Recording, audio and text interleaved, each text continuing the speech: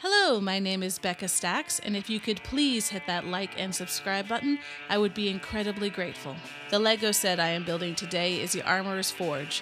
I did pay about $45 for this set because I bought it on the aftermarket. Those pesky eBay and Macari fees always end up costing you more than a Jawa trading with a Tusken Raider. Oh yes, starting off strong here with a Jawa joke. And as always, let's speed up the video here. Yep, you guessed it. We are going to travel to a galaxy far, far away on this Lego build. This Lego set is from Season 1 of the iconic Star Wars show The Mandalorian. I know that Season 3 of The Mandalorian sucked major bosk balls, but despite that train wreck, I still think that Season 1 of Mando will forever be up there in my top live-action Star Wars entertainment picks. For me personally, it goes original 3 movies, Rogue One, and Season 1 of The Mandalorian. I did like that The Phantom Menace introduced Darth Maul and that the animated show The Clone Wars introduced Ahsoka, 2 characters that I do enjoy, but I can't say that I was overly fond of the 90s prequel trilogy as a whole. I know, I am treading on more dangerous ground than even Baraka bringing up all this, especially if you are a hardcore Star Wars fan. Feel free to argue with me in the comment section down below if you disagree with my top picks. I am slightly embarrassed to say that when I watched the first episode of the show, that I thought that Din Djarin, who is the main character in The Mandalorian, was actually Boba Fett, and that this was a prequel to the original film The Empire Strikes Back. I was, of course, quickly corrected that no, this takes place 5 years after the events of The Return of the Jedi, or 9 ABY for you hyper nerds out there. I find it amazing that even though Boba Fett never actually speaks in the original movies, his armor was so cool that it inspired so many people to create a whole culture and even a religion about the Mandalorians. I am so stoked to be building this set in Lego form, and I think it was a great choice for Jon Favreau to give the Armorer and her forge such an important role in the show, since, after all, it was Boba Fett's super cool armor that originally sparked so much creative interest in him and in the Mandalorians. The Armorer was played by Emily Swallow, and when the actress auditioned for the role, she didn't even know it was for a Star Wars series. I like that she based the accent she used in the show off of a mixture of British and mid-Atlantic accents, and from characters in the Lord of the Rings film. If I had to guess which character from the Lord of the Rings she took the most inspiration from voice acting-wise, I would guess Cate Blanchett's Galadriel. Swallow was in the Armorer's costume, including the helmet, for up to 9 hours a day while filming. This costume, although super cool, was very difficult to act in and especially fight in due to limited visibility, and the small movements in the costume were very noticeable on film. I think that is one of the things that has always impressed me about cosplayers, is that when they create costumes, they have to not only make it look good while wearing, but also functional for movement, whereas costumes on film are often not very practical to move or to fight in, so those on-set costumes often have to be fixed with special effects or in the editing room to make them look right. If you really want to see some great cosplayers, I can't recommend enough going to Dragon Con in Atlanta, Georgia. The creativity and the artistry that is put into those costumes is amazing. Also, the hand-blown glass awards they give out are absolutely stunning and makes me almost want to dress up and compete for one of those beautiful sculptures. I know that comic book collectors tend to complain heavy about cosplayers at shows, but honestly, I love seeing all of the creative effort put in by these superfans. I did find it hilarious that several people asked me if I attended an orgy while at Dragon Con. No, I did not attend, nor was I invited to an orgy. Not that I would have gone to one even if invited. Maybe that is why all the Dragon Con trophies are made out of glass. Okay, one last thing, and I promise to get back on topic. If you ever find that at a comic book convention or at a show that some of your favorite authors or actors are signing there, just go, and don't wait till next year to do it. Don't make the same mistake that I did 7 years ago.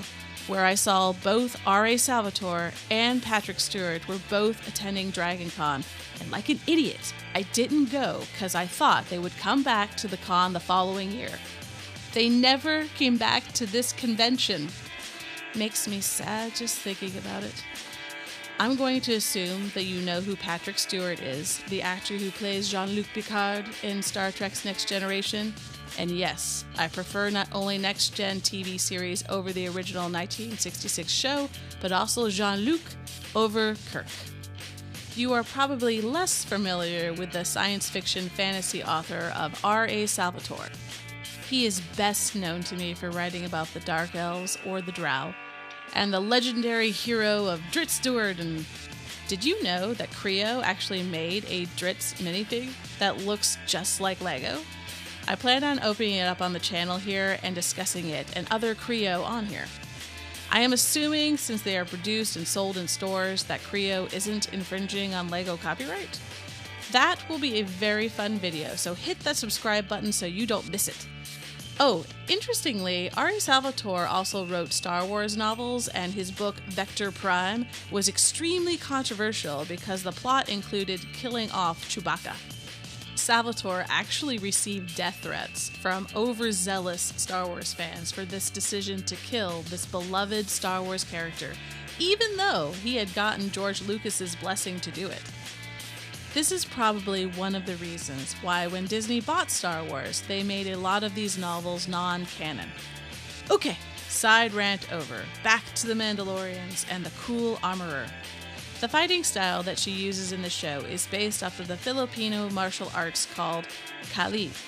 The character of the armorer was inspired by the history and the culture of the samurai, and also by the films of Akira Kurosawa. If that film director sounds familiar to you, then that is because George Lucas himself was very inspired by Kurosawa's 1958 film The Hidden Fortress, and used several story elements and character archetypes from this movie, especially when it came to C-3PO and R2-D2. Let's explore some history about the Mandalorians. Their home planet is called Mandalore, and it is located on the outer rim of the galaxy. Eventually, a group of Mandalorian warriors called the Crusaders was formed, and their desire to use their fighting prowess to conquer more of the galaxy had them in direct conflict with the Jedi. During one of these crusades on the Inner Rim, the Mandalorians devastated the planet called Ubdoria. This conflict was one of the main reasons the Jedi got involved. In case you were wondering, the Mandalorian Crusades are considered Star Wars canon because they are referenced in a mural which was featured in the animated Clone Wars series, Season 2, Episode 12, called The Mandalore Plot. This war between the Mandalorian and the Jedi is why Beskar armor was created, because the Mandalorians needed a metal strong enough to deflect a lightsaber or a blaster bolt. I do love that this Lego scene is from Mandalorian Season 1, Episode 3, called The Sin, which is probably my favorite episode in this season. I thought it was awesome that in this set I not only got an armor minifigure with this dope forge, but also Paz Vizsla. Paz Vizsla is a heavy infantry warrior. In the show, he is voiced by Jon Favreau. Jon Favreau also voiced Pre Vizsla in the animated television series The Clone Wars. I do wish that this Lego set actually had the Camtono Beskar holder. I just would have loved being able to open up a Lego version of this prop to reveal all those Lego stacks of Beskar. In the movie The Empire Strikes Back, a guy is running with this security container, aka the Camtono, and this prop was made out of an ice cream maker. Over the years, Star Wars fans would lovingly give him the title of Ice Cream Guy. Jon Favreau posted a photo on social media of this ice cream maker prop and was very excited to announce that it would be heavily featured in this episode of The Mandalorian. I was also kind of hoping in the show that they would make their armor evil and that she was part of Darth Maul's Mandalorians, hence why her helmet has horns on it. But it doesn't appear like this will happen. But there is still time, because there is supposed to be a movie coming out, and who knows what they will do with it. I am really hoping it is going to be good. Disney CEO Bob Iger has confirmed that the Mandalorian film is supposed to be released May 22nd, 2026. I am very sad that Carl Weathers likely won't be in the movie because he tragically passed away February 1st. Also tragic is that the movie title might be simply The Mandalorian and Grogu. But hopefully, the Force will be strong with everyone involved in the production and it turns out awesome. So are you excited about the upcoming film, or do you think it will be another midichlorian type situation? So what are your thoughts and feelings about all of this? I would love for you to share in the comments section down below. Here you go! They look so cool! I love the Beskar forge tool that she is holding. I do like the armor minifig, but I wish that her helmet was more metallic and that the fur and the skirt she is supposed to be wearing was more obvious. Speaking of which, I can't help but show off this custom armor minifig.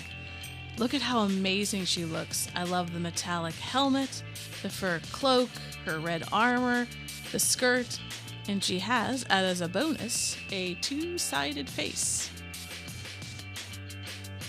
Doesn't she look pretty? This is such a cool minifig, and if you're interested in buying her, then hit me up on my DMs on Instagram, and I'll tell you how to get her. The Mandalorian is pretty cool. I wish his helmet was sitting farther down so you didn't see that it was just a plain black head with no face. Plus, I wish he had a cloak as well. And technically, he shouldn't have his jetpack in this scene since he doesn't get it till the season finale. Now, I do like how LEGO did Paz Vizsla. I love his armor and the awesome Mandalorian insignia on it. I do wish that they had added his antennae on his helmet though. In the thumbnail for this video, I couldn't help but add his antennae to his helmet to make him more show accurate. This tool chest is super rad. I love that it opens and closes, and you can see all of the armorer's tools to make that legendary armor. Also, there is a hidden storage area that you can keep hidden weapons or treasures in. This forge tool is amazing. I can't say enough good things about how cute the LEGO stamped Beskar is. There is even a fun lever to pull to activate it. I also wanted to point out how much I dig having this unfinished Mandalorian helmet in this set. This is such a nice, detailed touch. Oops, the ghost of Mandalore knocked off the helmet.